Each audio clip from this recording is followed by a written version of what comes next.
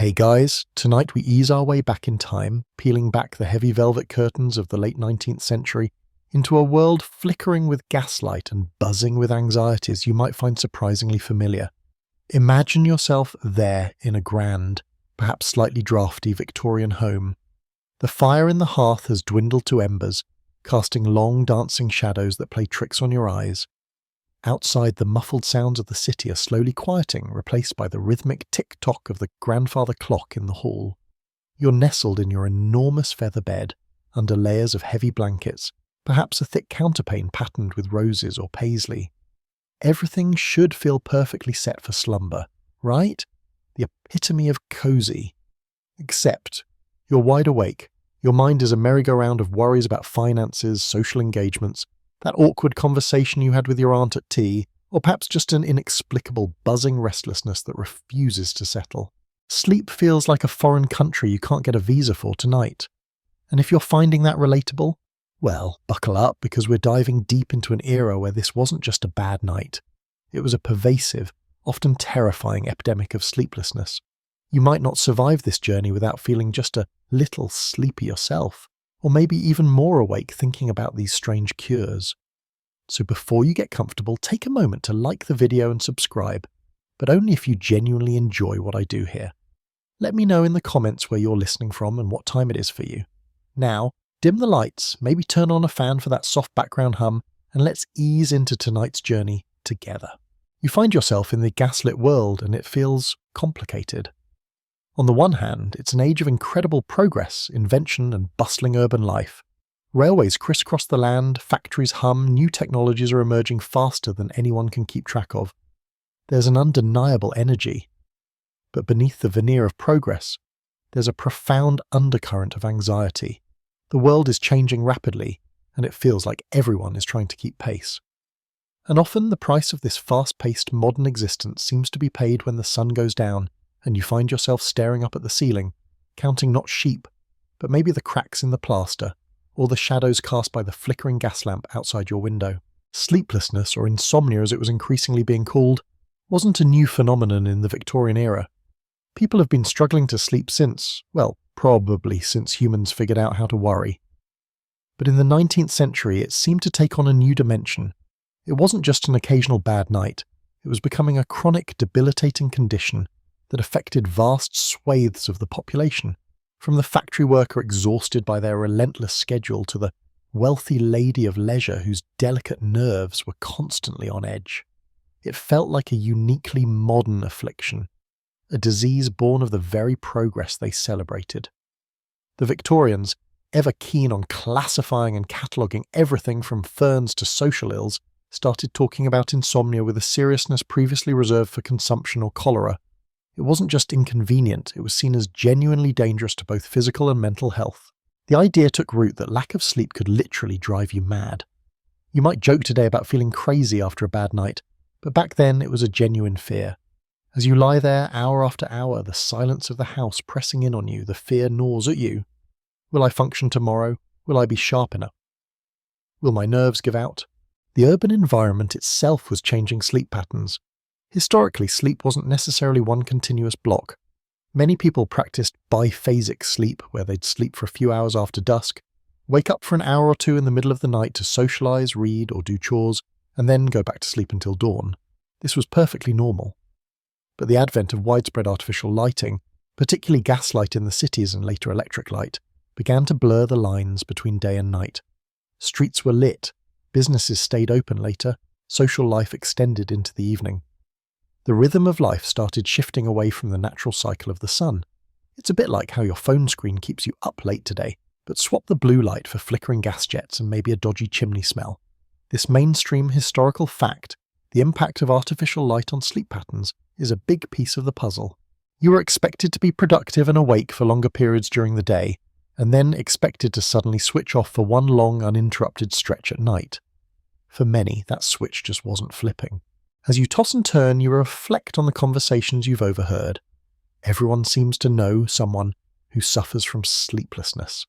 It's discussed at dinner parties, lamented in letters, and featured in newspaper articles. It's become part of the cultural landscape. There's a certain morbid fascination with it too. What is it that keeps people awake? Is it stress? Is it something in the air? Is it something worse? Doctors of the era, as we'll get into, had their theories, ranging from the plausible to the utterly bonkers. But for you, lying in your bed, the why feels less important than the sheer oppressive fact of being awake when you should be asleep. The clock ticks. Each tick is a tiny hammer blow against your hope for rest. You shift your weight, trying to find a comfortable position, but every position feels wrong. The sheets feel tangled, the pillow too hard or too soft. Your body aches from the tension of lying still but not resting. It's an active state of being passive, and it's maddening. There's also the social pressure. Sleep wasn't just a necessity, it was, for some, a marker of health and moral fortitude. To be an insomniac could sometimes feel like a personal failing. Why couldn't you just switch off? Were you too anxious? Too weak? Too modern? This judgment added another layer of stress, of course making sleep even harder to attain. Imagine confessing your sleepless nights to a stern Victorian physician, only for him to imply it's because you lack resolution or are indulging in morbid introspection. You'd be more stressed than before, which, surprise surprise, probably wouldn't help you sleep. The quirky tidbit here is how common certain domestic noises were, adding to the difficulty of achieving deep sleep. Imagine trying to sleep not just with gaslight outside, but perhaps with mice scurrying in the walls, the occasional rattle of a late-night carriage on cobblestones, or even the sounds of other residents in a large house. Footfalls on creaking stairs, distant coughs, servants stirring early. While quiet streets exist today, Victorian urban environments, especially in large houses with thin internal walls, could be surprisingly noisy, contributing to fractured sleep. It wasn't the constant drone of modern traffic, but a symphony of sharp, distinct, often unsettling sounds that could easily yank you back to consciousness. You'd just drift off and, bang, a coal delivery wagon rumbles past, or scritch, scritch, something's in the walls. This widespread struggle with sleep also highlighted a growing debate among medical professionals and the public. Was insomnia a primary illness in itself, or merely a symptom of some other underlying condition, be it physical or mental? Historians still argue whether the Victorian era saw a true increase in insomnia rates compared to previous periods, or if it was simply that they became more aware of it, medicalised it, and talked about it more openly, or perhaps more dramatically, than their ancestors. Was it a new disease of modernity, or an old problem finally getting attention? This debate shaped how they sought cures, leading to a vast, sometimes bewildering array of attempted remedies, from the rational to the truly bizarre. As the hours crawl by, you find yourself thinking about these things. The weight of the blankets feels oppressive now, not comforting. The pillow is definitely too hot. You try closing your eyes tightly, squeezing them shut, willing sleep to come. It doesn't. You try relaxing each part of your body, starting from your toes. Your toes relax, your feet relax, your calves relax. Then your mind pipes up. Is this working? Am I doing it right? Oh no, now I'm thinking about doing it, which means I'm not relaxed. And just like that, the cycle of anxious thought reignites. The gaslight outside your window seems to mock you, a constant low hum of artificial day in the heart of the night. You long for the deep, dreamless oblivion that seems to come so easily to others. You picture the rest of your household, presumably sleeping soundly, breathing softly, lost to the world. It feels desperately unfair. You are alone in the quiet, battling your own mind and body. This sleeplessness is more than just tiredness. It feels like a fundamental disruption of your natural state, a disconnection from the vital rhythm of life. And tomorrow you'll have to face the world on too little rest, eyes heavy, temper frayed, mind foggy. The prospect is exhausting before it even arrives. The ticking clock is joined by the growing dread of the morning. You sigh, a quiet, frustrated sound in the darkness. What lengths would you go to for just a few hours of peace? That quiet sigh escapes you in the darkness, a tiny exhalation of defeat. The night stretches ahead, vast and empty, filled only with the loud silence and the frantic hum of your own thoughts. You know deep down that simply willing yourself to sleep isn't working. It's like trying to push a rope, you just end up tangled. So what do you do? Before you reach for the laudanum bottle tucked away in the cabinet, and yes, we'll get to the truly potent stuff later, don't you worry, or maybe do worry. You try the common sense things, the remedies your grandmother might suggest, the advice you'd read in a ladies' magazine or a popular health manual. These were the first lines of defense against the relentless enemy of sleeplessness. Your mind, still racing, catalogues the usual suspects. A warm bath, perhaps? The idea of sinking into hot water, letting the steam envelop you, feels instantly soothing. You picture the claw-footed tub, the water steaming gently, maybe scented with a bit of lavender or simple soap. The physical relaxation, the loosening of tense muscles. It seems logical, right? And it was a widely recommended cure. The Victorians loved their hydrotherapy, not just for sleep, but for pretty much everything. A hot bath before bed, a cool compress on the forehead, even slightly more adventurous cold plunges, though maybe not for the easily startled insomniac. The theory was that altering your body temperature could help induce sleep. A warm bath raises your temperature slightly, and then as you cool down afterward, it mimics the natural dip in body temperature that happens before you fall asleep. Simple science, even if they didn't frame it in terms of circadian rhythms and core body temperature like we do today. This emphasis on bathing and water cures for various ailments, including insomnia, is a mainstream historical fact of the era's popular medicine. What about diet?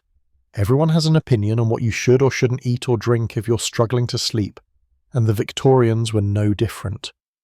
Avoid heavy suppers, your aunt advises, patting her ample stomach. No strong tea or coffee after midday, bellows the local doctor, who probably drinks both copiously himself. Sensible advice for the most part. But then you get into the specifics. A glass of warm milk was, and still is, a classic. The theory then, as now, revolves around tryptophan, that amino acid found in milk that's a precursor to serotonin and melatonin. They didn't know why. It worked. Just that for some, it seemed to take the edge off.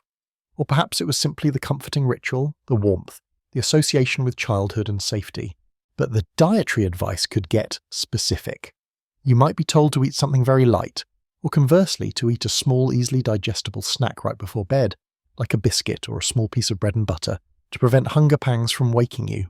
Some recommended specific foods they believed had soporific qualities. Lettuce was surprisingly popular, perhaps due to mild sedative properties it possesses, or maybe just because it was considered light and healthy. Eating a whole head of lettuce before bed sounds crunchy. Not exactly a recipe for instant slumber, unless the sheer volume gives you a food coma. This focus on specific, sometimes odd, food items as sleep aids is a lovely little quirky tidbit. Imagine desperately crunching through a bowl of lettuce in the hopes of finally drifting off. Beyond diet and baths, there was the perennial advice to get plenty of fresh air and exercise during the day. Sounds reasonable, doesn't it? A good long walk in the park, a brisk constitutional sometimes spent outdoors. This was seen as vital for overall health and particularly beneficial for settling the nerves that kept you awake at night. The city parks, like Hyde Park or Regent's Park in London, were often filled with people taking their daily dose of fresh air and gentle exercise, hoping it would tire them out just enough for sleep, but not so much that they became too stimulated or exhausted.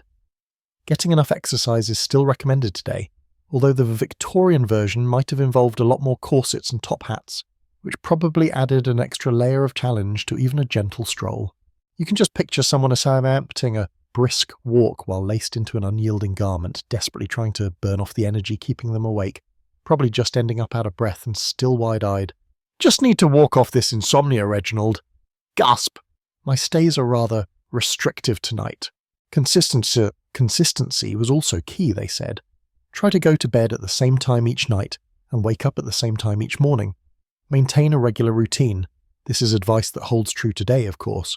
But for Victorians whose lives were perhaps less structured than ours in some ways, but rigidly bound by social calls, factory whistles, or the demands of running a large household, it wasn't always easy. Trying to impose a strict sleep schedule when your life felt chaotic could be another source of anxiety. Must be asleep by 10, you'd tell yourself, watching the clock tick past the hour, feeling like a failure already. And then there were the simple bedroom environment tips. Keep your bedroom cool and well ventilated. Heavy curtains to block out the intrusive gaslight. A comfortable mattress and pillows, though comfortable in the Victorian era might mean something very different from today's memory foam. Minimize noise and light. These sound like modern sleep hygiene tips, don't they? Which just goes to show that some fundamental truths about sleep transcend the centuries, even if the specific sources of disturbance, gaslight versus smartphone, change. However, the reality was that for many chronic sufferers, These gentle home remedies and lifestyle adjustments simply weren't enough. You could drink all the warm milk in creation, walk until your feet ached, and turn your bedroom into a perfectly temperature-controlled silent box, and still find yourself staring at the ceiling when the clock struck midnight. The sleeplessness often felt like a force beyond these simple measures. This inadequacy of basic remedies was a common theme, leading people to seek more drastic interventions. Historians still argue whether the popularity of these domestic remedies stemmed primarily from genuine, albeit poorly understood, physiological effects, or if the placebo effect and the comfort of engaging in a ritual played a much larger role. Was the warm milk truly helping, or was it the comforting act of drinking it that soothed the anxious mind? Did the bath relax the body, or simply distract from the racing thoughts for a while? It's hard to say definitively from this distance, but you, lying there awake, would try anything short of standing on your head while reciting the alphabet backward. Actually, come to think of it, someone probably recommended that too. Just try standing on your head, sir. It will redistribute the humours that cause sleeplessness. Sounds legit.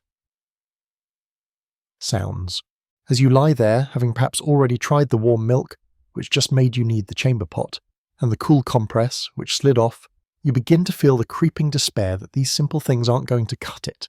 They feel like gentle suggestions against a roaring beast. The night is still young, or perhaps dreadfully old depending on how you look at it. You need something more potent, something that promises to wrestle this sleeplessness into submission. The world of Victorian sleep cures is vast and varied, and you've only just dipped a toe into its shallower waters. The deeper currents involve doctors, chemists, and an array of substances and treatments that range from the peculiar to the downright dangerous. And your sleepless mind, desperate for rest, is ready to consider them all. The clock ticks on, the shadows lengthen and merge, sleep remains elusive. You've brewed the warm milk until it formed a skin, you've crunched on enough lettuce to qualify as a small herbivore, and the cool compress has long since become a forgotten, damp puddle on your pillow. The simple remedies, the kindly advice whispered over teacups or barked across the drawing room floor, have failed. The beast of sleeplessness remains unfazed, pacing the cage of your skull. What do you do now? You do what any sensible person, blessed or perhaps cursed, with a bit of spare change and a mounting desperation would do in the late Victorian era. You go to see the doctor. The decision isn't taken lightly. Doctors, while increasingly respected, could also be intimidating figures. Their offices, or surgeries, often smelled faintly of carbolic acid, a sharp medicinal scent that promised healing, but also hinted at less pleasant procedures. You picture yourself sitting stiffly on a horsehair sofa, clutching your hat or your reticule, waiting for the great man to grant you an audience. The air feels heavy, charged with the unspoken ailments of previous patients. This move from self-treatment or advice from friends to consulting a medical professional marked a significant step for many Victorians. Seeking a doctor's opinion for what might seem like a mere inconvenience like sleeplessness shows just how debilitating and pervasive the problem had become for you. It represents the growing authority of the medical profession and the public's increasing willingness to trust them with their ailments, a mainstream historical fact of the era. When you are finally ushered into the consulting room, the doctor, probably a stern-looking gentleman with a formidable beard and perhaps spectacles perched on his nose, gestures you to a chair. He doesn't immediately offer sympathy, he wants facts. He asks about your symptoms, or how long have you been unable to sleep? Is it difficulty falling asleep or waking in the night? Do you feel tired during the day? He probes into your lifestyle. What is your profession? Are you exposed to stress? What are your eating and drinking habits? Do you take exercise? He might feel your pulse, check your tongue, perhaps even listen to your chest with his stethoscope, a relatively new and wondrous device that looked vaguely like a snake or a bizarre ear trumpet. You tell him everything, the endless nights, the exhaustion, the way your mind races with worries both real and imagined. You probably underplay just how much tea or coffee you consume, because who wants to admit that to a judgmental medical professional? It's like telling your dentist you only floss on leap years. The doctor listens, sometimes nodding solely, sometimes making notes in a small ledger. His diagnosis might fall under several prevailing theories of the time regarding the cause of insomnia. One popular culprit was nervous exhaustion, or neurasthenia, a catch-all term for a variety of symptoms believed to be caused by the stresses of modern life, the pace of industry, the constant stimulation, Yes, Victorians thought they had constant stimulation, bless their hearts, before the internet showed up. Sleeplessness was seen as a primary symptom of this weakening of the nerves. Another common diagnosis related to digestion. Doctors believed that improper digestion could lead to irritation that prevented sleep. You might be questioned extensively about your bowel movements, a far more common topic of medical conversation then than now, thank goodness. If your digestion was deemed sluggish or your stomach upset, this could be blamed for your sleeplessness.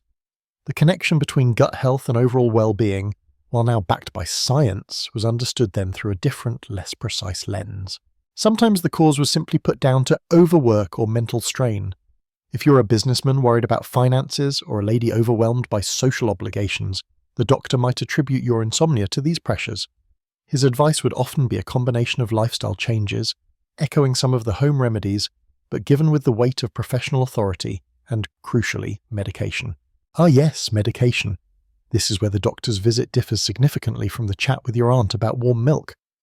The Victorian pharmacopoeia was a fascinating and frankly often terrifying collection of substances. While they might start with seemingly innocuous prescriptions, the path often led quickly to things that would make a modern doctor recoil in horror. Your doctor might prescribe a tonic, a liquid mixture designed to strengthen the nerves or aid digestion. These tonics were incredibly popular and their contents varied wildly. Some contained gentle sedatives like valerian or hops, plant-based remedies with mild calming properties. Others might include iron to combat perceived weakness or digestive aids like bismuth or rhubarb. And many contained alcohol. A good strong tonic, essentially a medicinal cocktail, might certainly make you feel less anxious about sleep, if only because you were pleasantly buzzed. This prevalence of alcohol in seemingly innocent remedies is a rather quirky tidbit about Victorian medicine. You thought you were getting a cure for sleeplessness. You were actually just getting slightly drunk. Win-win, maybe. Beyond tonics, doctors had access to stronger stuff. Bromides were a common class of sedatives prescribed for nervous conditions, including insomnia, potassium bromide, sodium bromide. These salts had a depressant effect on the central nervous system. While they could induce sleep, prolonged use led to a condition called bromism, with symptoms like drowsiness, confusion, skin rashes, and neurological problems. So you might sleep, but you might also end up slightly poisoned and rambling nonsensically. A small price to pay for a few hours of shut-eye, right? Please note the sarcasm. The doctor might also recommend hypnotics, drugs specifically intended to induce sleep. Chloral hydrate was one such drug introduced in the late 1860s. It was effective but also highly addictive and easy to overdose on. It became notorious for its use in knockout drops, like a Mickey Finn, but was also legitimately prescribed for insomnia. Imagine being prescribed a drug often used to render someone unconscious against their will. That's Victorian medicine for you. Just take a spoonful of this, my dear, and you'll sleep like a log, probably. The potential for abuse and accidental overdose with substances like chloral hydrate was significant, adding a layer of genuine danger to the doctor's prescription pad. And then, of course, there were the opiates. Opium and its derivatives like laudanum, opium dissolved in alcohol, were widely available and frequently prescribed for pain, coughs, and yes, insomnia. They were incredibly effective at suppressing symptoms, including wakefulness. A few drops of laudanum and the racing thoughts would quiet, the physical restlessness would cease and sleep would often descend. Laudanum was the go-to heavy hitter, the ultimate weapon against a stubborn night. Its use wasn't just confined to the fringes, it was prescribed by respectable doctors across all classes. The widespread medical prescription and societal acceptance of opiates like laudanum for various ailments, including insomnia, is a major mainstream historical fact of the Victorian era with profound and lasting consequences.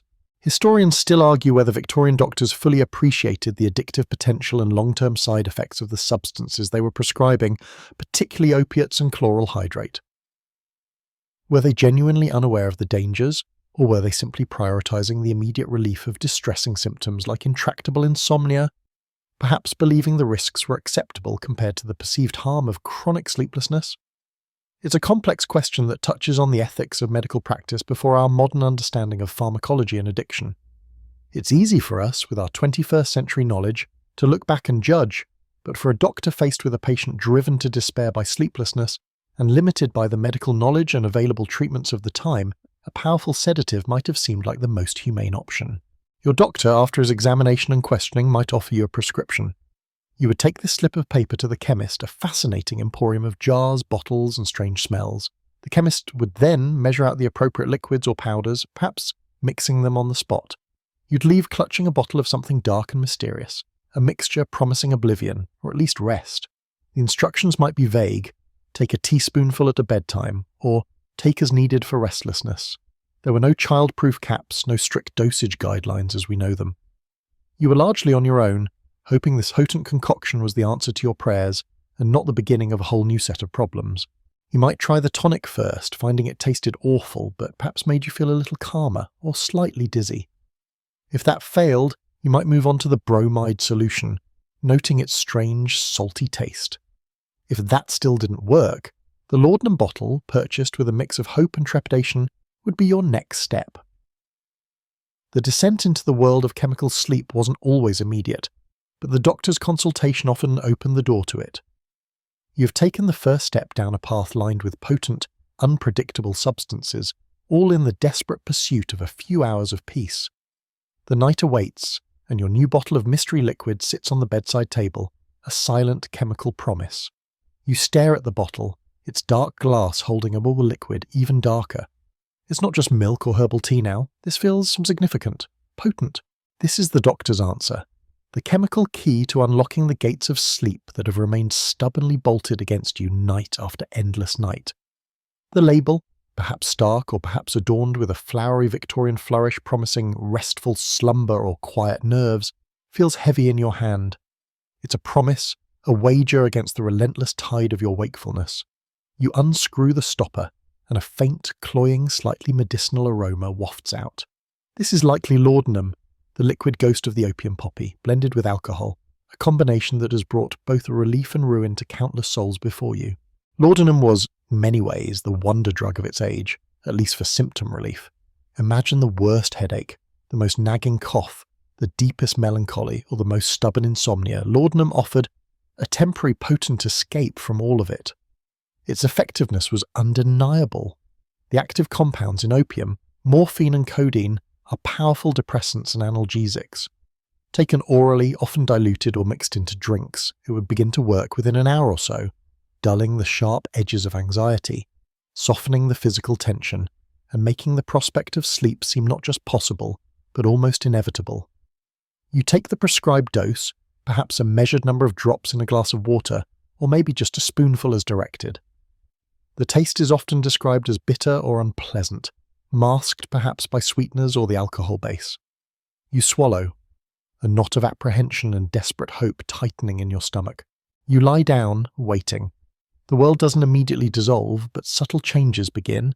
The frantic thoughts that usually chase each other around your brain like panicked mice start to slow. The physical discomfort, the restless legs, the tight chest begins to recede, replaced by a growing sense of warmth, a heavy languor spreading through your limbs. This is what they meant, you think, when they talked about laudanum bringing peace. It doesn't necessarily make you sleep instantly in the way a sudden blow might render you unconscious, but it creates the conditions for sleep. It quiets the internal storm. The mainstream historical fact here is just how incredibly widespread the use of laudanum and other opiate preparations was in Victorian society, across all classes. It wasn't just for the destitute or the desperately ill. Ladies of refinement kept bottles in their drawing rooms, workmen carried it to ease aches and pains, mothers gave it to fretful children, often with tragic results. And yes, insomniacs relied on it to find rest. It was cheaper than gin, often more effective than other remedies, and readily available. You could buy it not just from doctors, but from chemists, grocers, and even general stores. Travelling peddlers sold their own patent medicines, many of which contained generous doses of opium, marketed under innocent-sounding names promising cures for everything from coughs to consumption to naturally sleeplessness. Advertisements plastered on walls and in newspapers touted their miraculous effects, often downplaying or omitting the presence of the powerful ingredient entirely. It was less like buying a prescription narcotic today and more like buying aspirin, available, accepted, and seemingly indispensable for managing the ailments of daily life. This easy access and casual acceptance feel astonishing to us now, living with a keen awareness of the opioid crisis. But in the Victorian era, the understanding of addiction was rudimentary at best. While the physical dependence that resulted from long-term use was observed, it was often explained away as a moral failing or a symptom of the underlying illness, rather than a direct consequence of the drug itself. The idea that a medicine could cause a disease addiction was a difficult concept to grasp when the focus was primarily on relieving immediate suffering. A quirky tidbit about Victorian opiate use is the variety of forms it took. Besides laudanum, you might encounter opium pills, often small dark pellets. There were also opium drops specifically for children, sometimes flavoured to make them more palatable. Imagine flavouring a powerful narcotic for kids, a recipe for disaster, literally. Some remedies combined opium with other substances like camphor or chloroform. The sheer inventiveness in packaging and marketing these potentially dangerous concoctions is remarkable from a historical perspective and deeply worrying from a public health one. You might have bought a beautifully packaged bottle with a fancy label, never knowing the potent dragon coiled within. As the laudanum takes effect, the tension drains from your shoulders. The chattering voices in your head soften to a murmur, then fade. Your body feels heavy, grounded. Sleep doesn't arrive with a jolt, but rather creeps in, a soft tide rising to carry you away. You drift, perhaps experiencing strange, vivid dreams characteristic of opiate use, or simply sinking into a deep, heavy unconsciousness. For the first time in what feels like an eternity, you're asleep. The relief is immense. You wake, eventually, feeling groggy, perhaps a bit nauseous, but you did sleep. The nagging fear of facing another sleepless night is, for a little while, held at bay. You might feel the need to take the laudanum again the following night, just to be sure, just to chase that fragile peace once more. And this is where the cycle begins. The body quickly develops tolerance, requiring larger doses to achieve the same effect. Dependence sets in, and soon you're not just taking it to sleep, you're taking it to avoid the unpleasant withdrawal symptoms, restlessness, anxiety, muscle aches, that occur when the drug wears off. Historians still argue whether the sheer scale of opiate use in Victorian Britain constituted an epidemic in the modern sense, or if it was more accurately a pervasive societal habit enabled by availability and ignorance about addiction. While large numbers of people certainly used opiates regularly, the social and public health response differed significantly from how we would react to such widespread use today. There wasn't a concerted effort to demonize or eradicate its non-medical use until later periods. Was it a public health crisis ignored, or a different cultural relationship with psychoactive substances? It's a debate that highlights the shifting sands of medical understanding and social norms. The ease with which you could become reliant on these substances is chilling in retrospect. It wasn't just the doctor's prescription, the cultural context normalized their use. If you felt unwell, a dose of laudanum was a common fix. If you couldn't sleep, it was the most reliable tool in the box. You weren't necessarily seen as a moral degenerate for using it regularly, at least not initially. Dependence often crept up on people subtly, entwining itself with their daily routines. Oh, I just need a little something to settle my nerves before bed, you might tell yourself, not realizing that the something had become a necessity, not an option. Trying to reduce the dose or stop could be a harsh awakening. The very symptoms you were trying to escape, anxiety, restlessness, insomnia, would return with a vengeance, amplified by the body's protest at being denied the drug it had come to rely on. You might experience cold sweats, stomach cramps, an overwhelming feeling of dread. This would quickly convince you that the drug was still necessary, cementing the cycle of dependence. It was a cruel trap sprung by ignorance and the powerful efficacy of the drug itself. Imagine the internal conflict, the desperate need for sleep, the glorious relief the drug provided, warring with a growing unease about your reliance on it. Maybe you heard whispers or read cautionary tales about people who became enslaved by the opium habit, but you told yourself your situation was different. You were using it for a legitimate medical purpose, to sleep, not for dissipation or pleasure. But the line between use, dependence, and addiction was blurry then, often crossed without the user even realizing it until they were firmly ensnared. So the bottle of laudanum becomes your silent, powerful ally against the night. It works, undeniably, but its effectiveness comes with a hidden cost, potential for dependence that overshadows the temporary peace it offers. You've found a way to sleep, but you've also perhaps opened the door to a new, even more difficult struggle.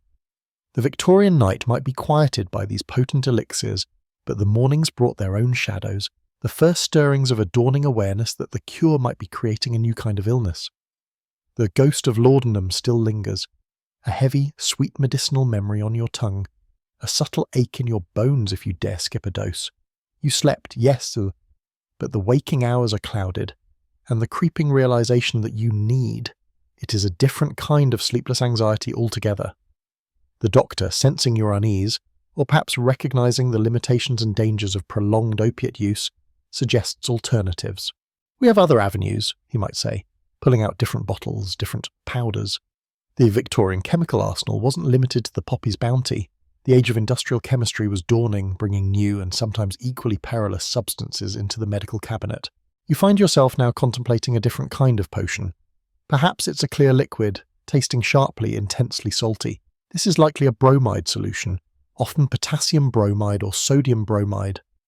Bromides were incredibly popular in the latter half of the 19th century, seen as reliable sedatives for a whole host of nervous conditions, including, naturally, insomnia.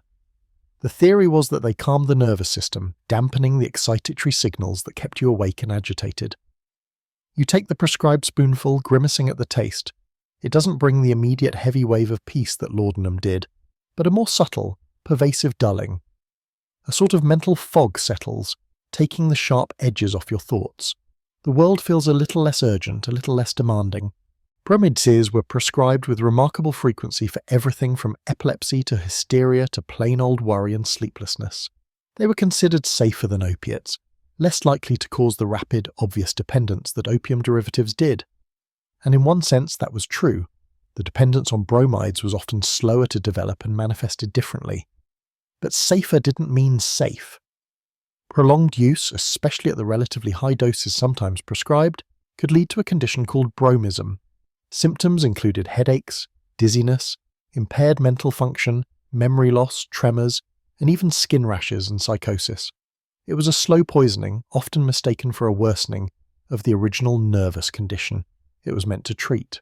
So you might be taking bromide for anxiety and sleeplessness caused by overactive nerves, only for the bromide itself to cause irritability, confusion, and more insomnia, leading to a classic Victorian medical paradox where the cure aggravated the disease.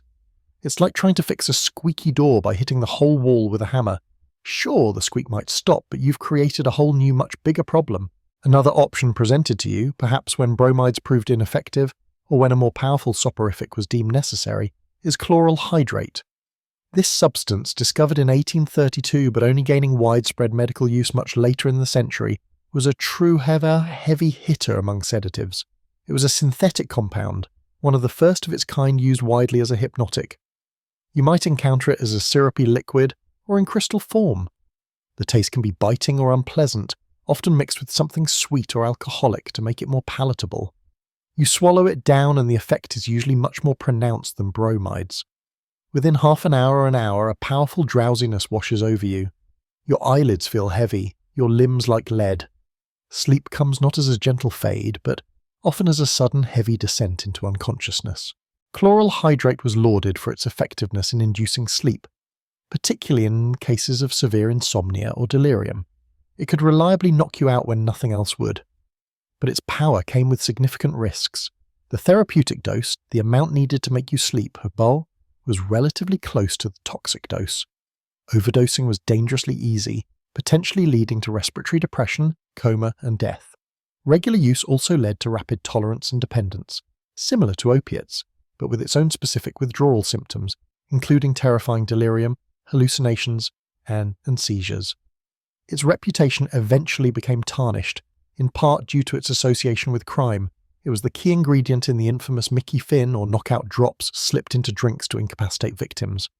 The image of a villain in a penny dreadful using chloral to drug an innocent victim wasn't far-fetched. It was a real and dangerous possibility. Imagine taking something prescribed by your doctor that could also be used to literally incapacitate you. A chilling thought, even wrapped in the perceived respectability of Victorian medicine. The mainstream historical fact here is the reliance of Victorian medicine on these powerful, often poorly understood chemical compounds to manage symptoms rather than root causes. Before the advent of modern pharmacology and a deeper understanding of physiology and addiction, doctors primarily focused on symptom relief. If a patient couldn't sleep, you gave them something to make them sleep. If they were anxious, you gave them something to calm their nerves. Opiates, bromides, and chloral hydrate were the primary tools in this approach. used widely because they worked on the surface, even if the underlying issues remained, and new ones like dependence and toxicity were created. This era represents a significant shift towards pharmacological intervention, but one based on empirical observation that this makes people sleepy, rather than a detailed understanding of how the drug interacts with the body and brain, which would come much later. A quirky tidbit about these substances involves their varying public perception and the bizarre ways they were sometimes marketed. While laudanum eventually gained a reputation, albeit a complex one, bromides were often seen as relatively benign nerve tonics. You might find them sold over the counter in various tonics and elixirs, promising to soothe the nerves and restore vitality, sometimes alongside other questionable ingredients. Chloral hydrate, despite its potency and danger, was sometimes incorporated into patent medicines, masked by flavors and sold under names that gave no hint of its powerful hypnotic effect. Imagine buying a bottle labeled Dr. Goodfellow's Restorative Syrup for your child's cough, not knowing it contained a dose of chloral hydrate that could silence more than just a cough. The lack of regulation meant manufacturers could put almost anything into their products and make almost any claim, preying on the public's desperation for relief. It was a wild west of pharmaceuticals, where glittering promises often hid dangerous realities. You try the bromides. They make you feel heavy and dull during the day, and sleep is still elusive, just clouded by a chemical haze. You try the chloral hydrate. The sleep it brings is deep, almost too deep, leaving you feeling thick-headed and unwell in the morning. But you slept. For a night, the gnawing fear of the empty, wakeful hours is banished.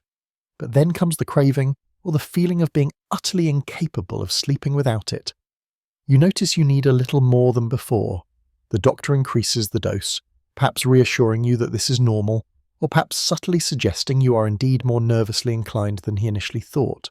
Historians still argue whether the widespread reliance on sedatives and hypnotics like bromides and chloral hydrate inadvertently masked a growing understanding of mental health issues or physical ailments that manifested as insomnia. Were these drugs genuinely seen as treating the cause of sleeplessness, e.g., calming overexcited nerves, or were doctors and patients alike simply content with suppressing the symptom, even if it meant creating new problems like dependence and toxicity? It's a debate about medical philosophy.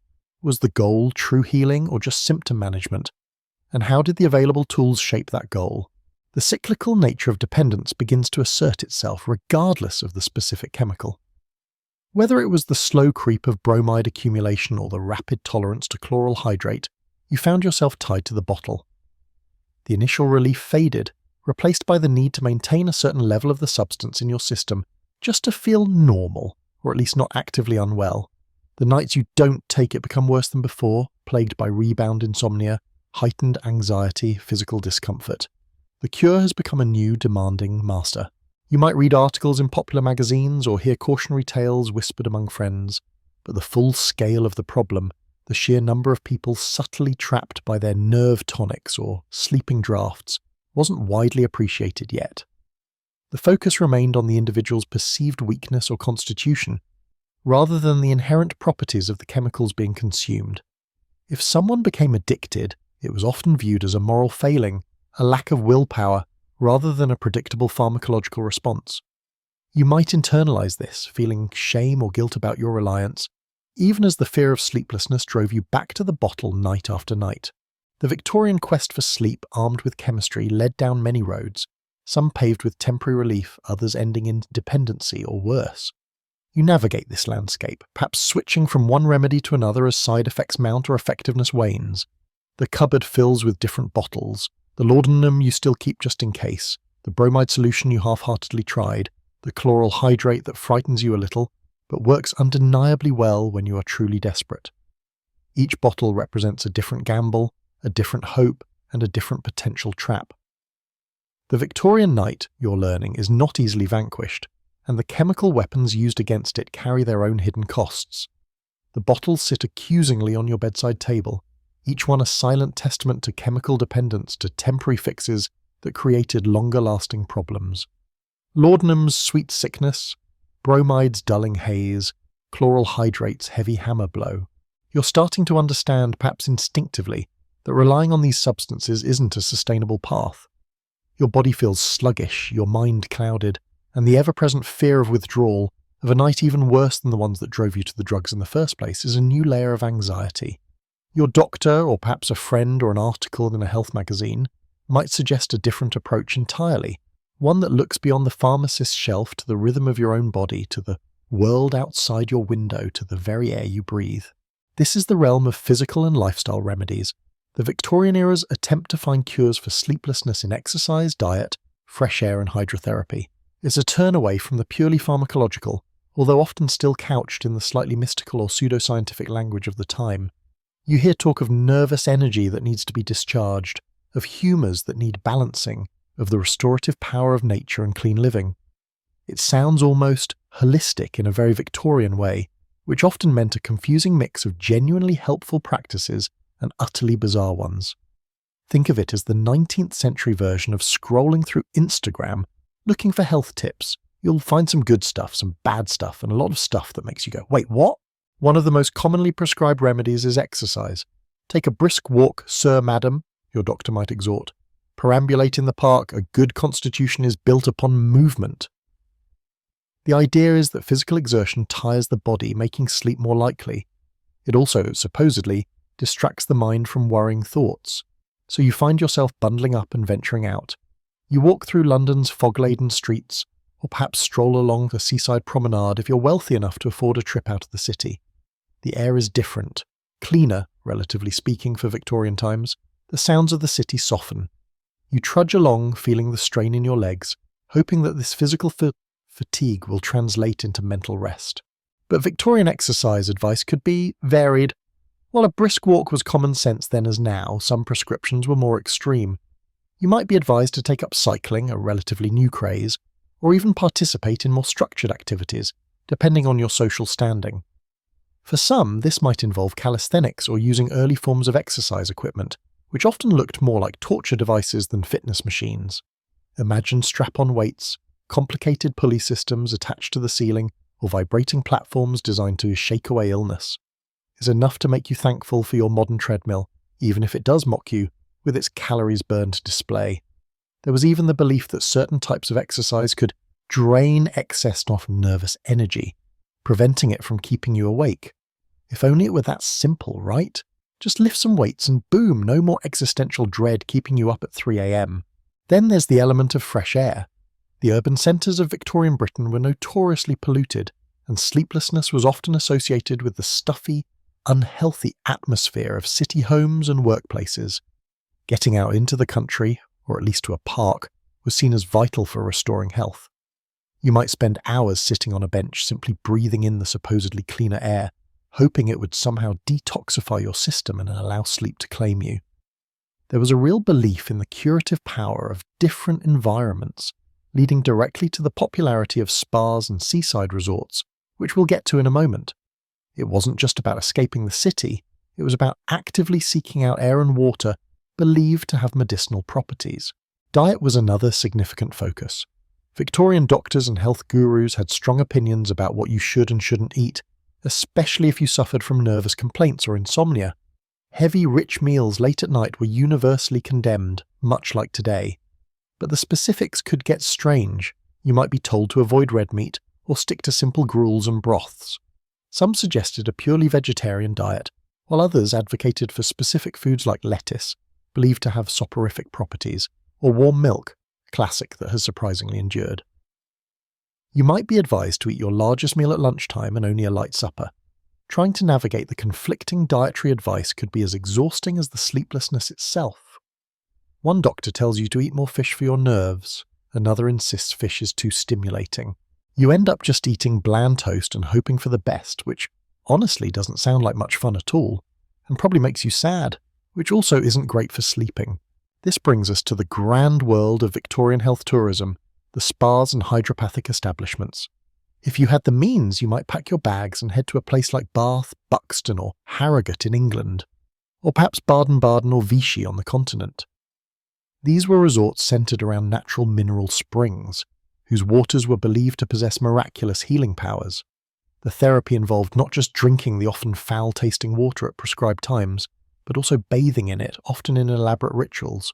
Hydrotherapy was a massive trend, stemming from the belief that water, in various forms and temperatures, could stimulate, soothe, or purify the body. At a hydropathic institution, you wouldn't just take a simple bath. Oh no. You might endure cold plunges, hot steam baths, dousing with hoses, sometimes called the pack, or being wrapped in wet sheets to induce sweating.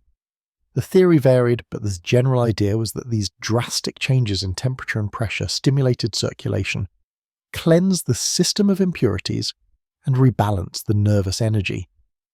It sounds incredibly uncomfortable, doesn't it? Imagine willingly submitting to being sprayed with cold water from a fire hose just to get some sleep.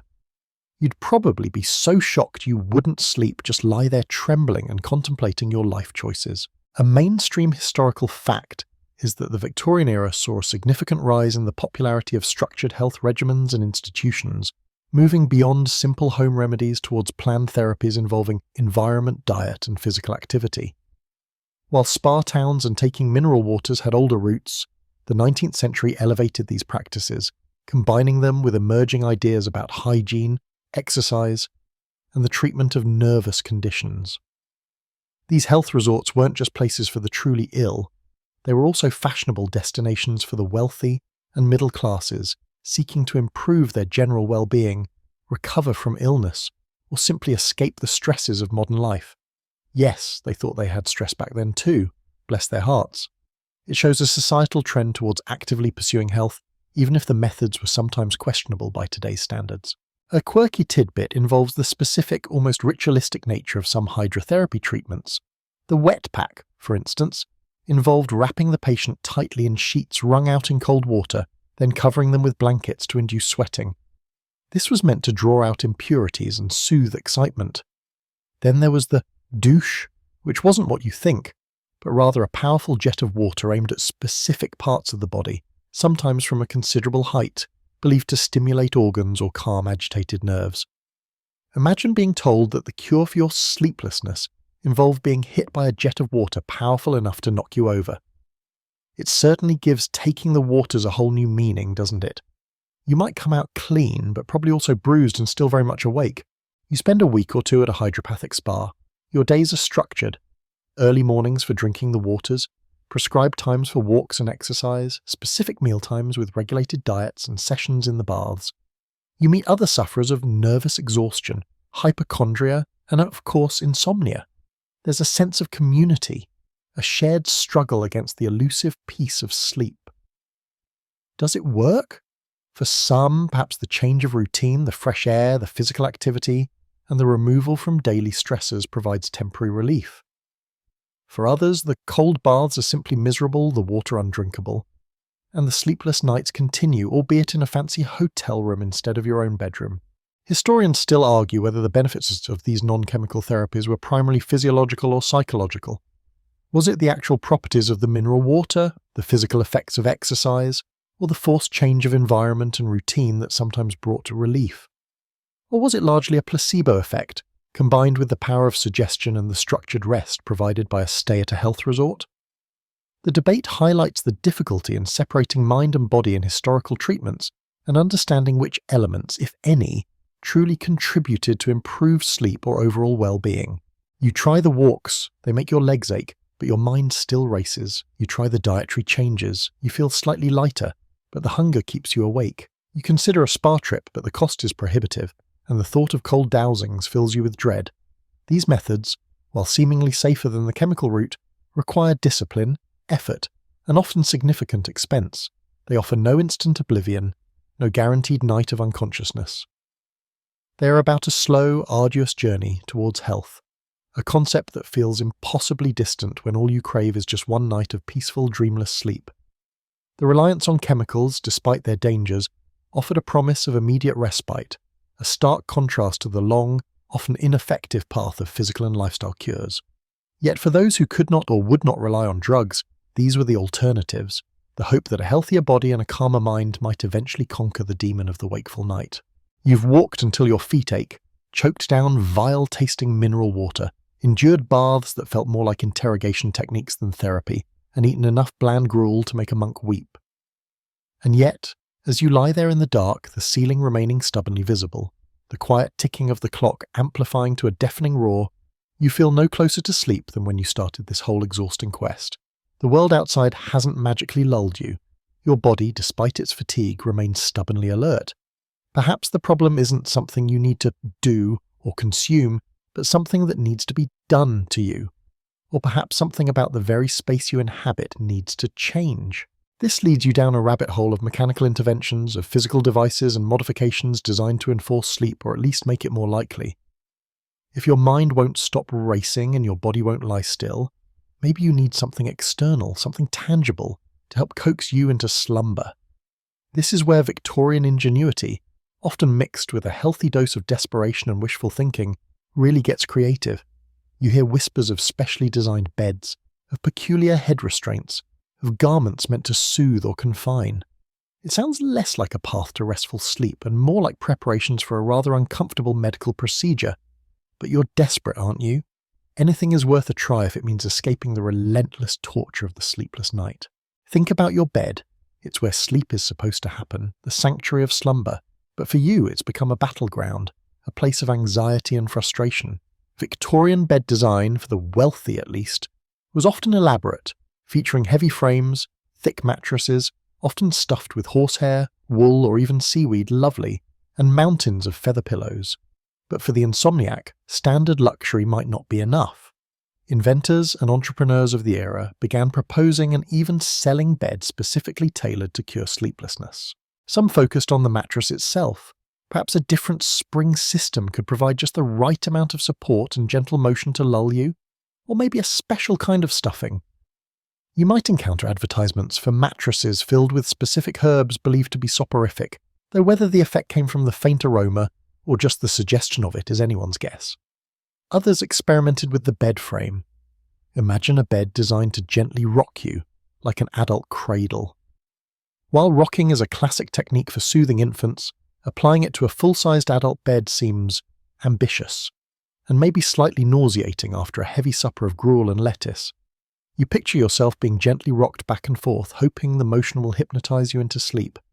But instead, you just feel like you're on a perpetually delayed train journey that never reaches the station of nod. Then there are the devices intended to control your body in bed. Because if your limbs twitch or your head keeps tossing, how can you possibly find peace? This is where things get particularly strange.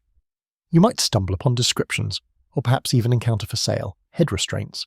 Yes, actual straps or frameworks designed to hold your head still on the pillow.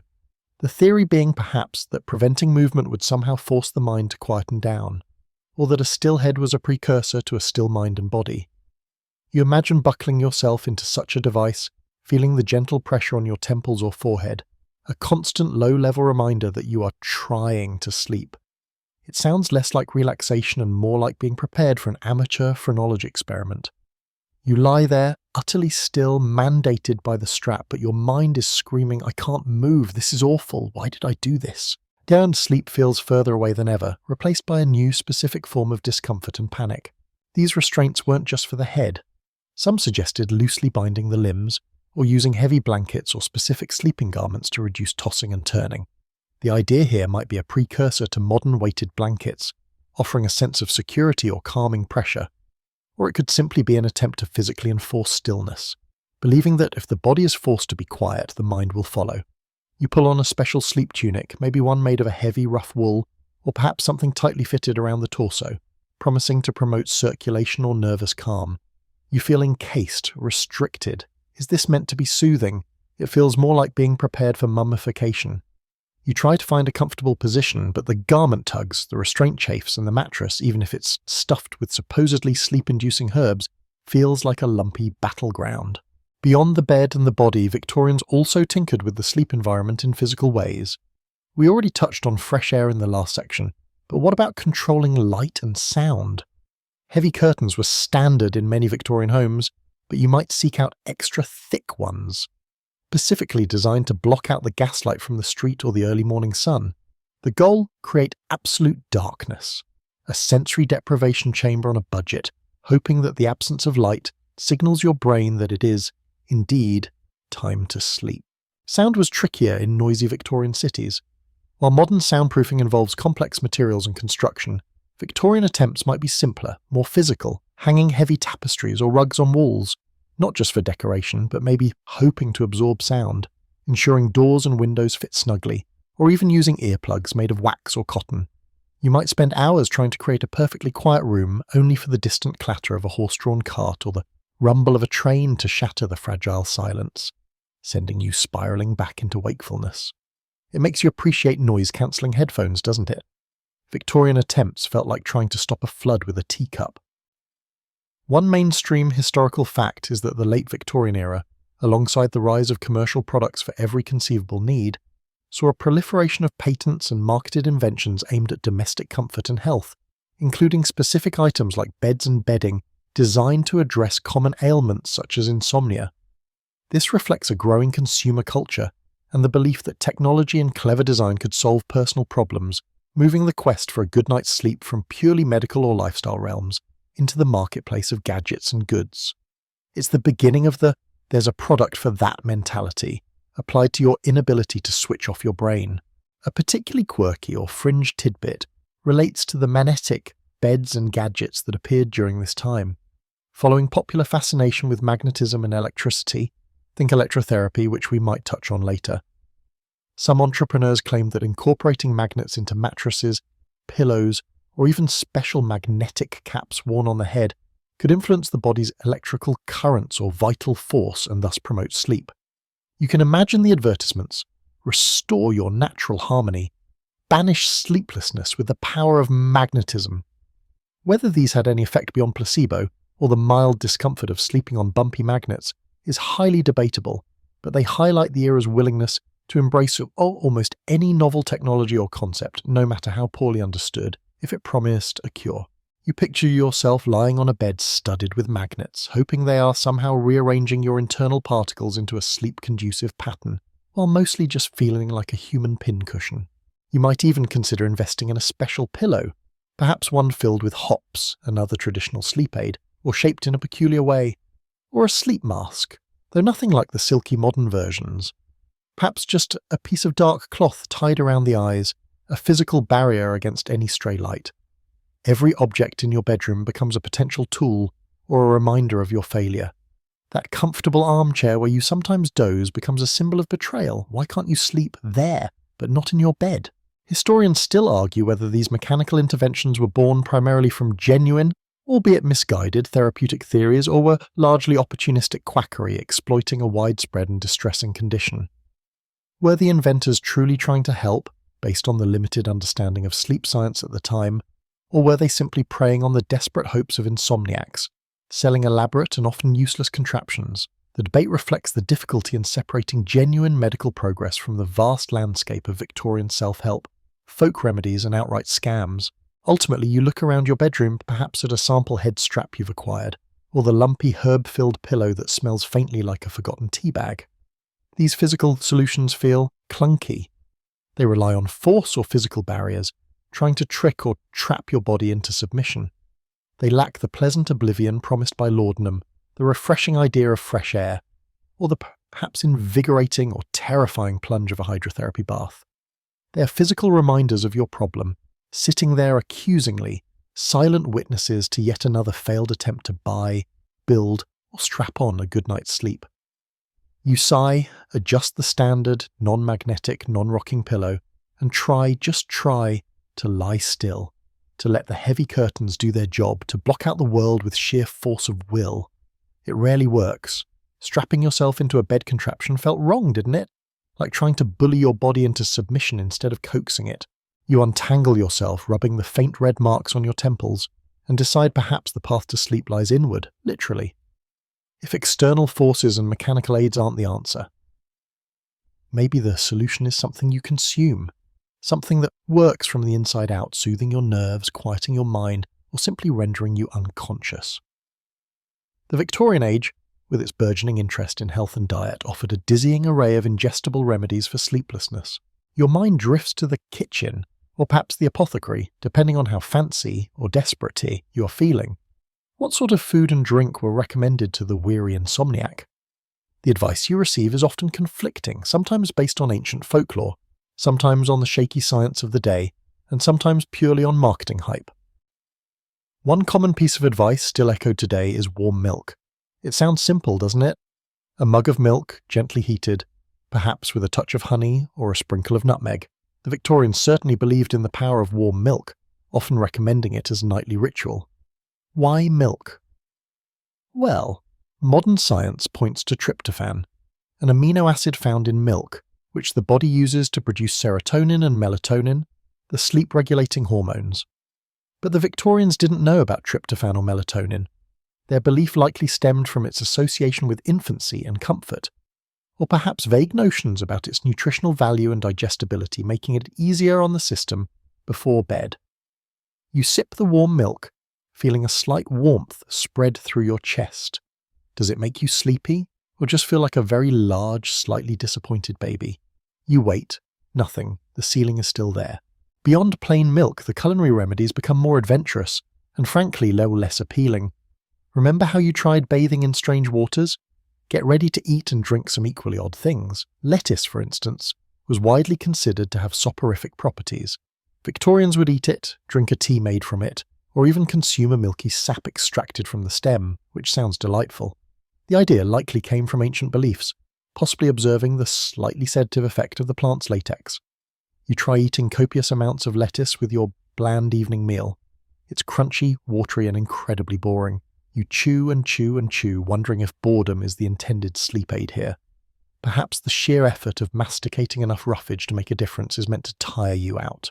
Another popular, though potentially dangerous remedy was alcohol. A nightcap wasn't just a casual phrase, it was a prescribed treatment for many ailments, including insomnia. A glass of sherry, port, or even a stronger spirit like brandy was often taken before bed. The immediate effect of alcohol is often sedating, helping you relax and feel drowsy. Perfect, right? Not quite.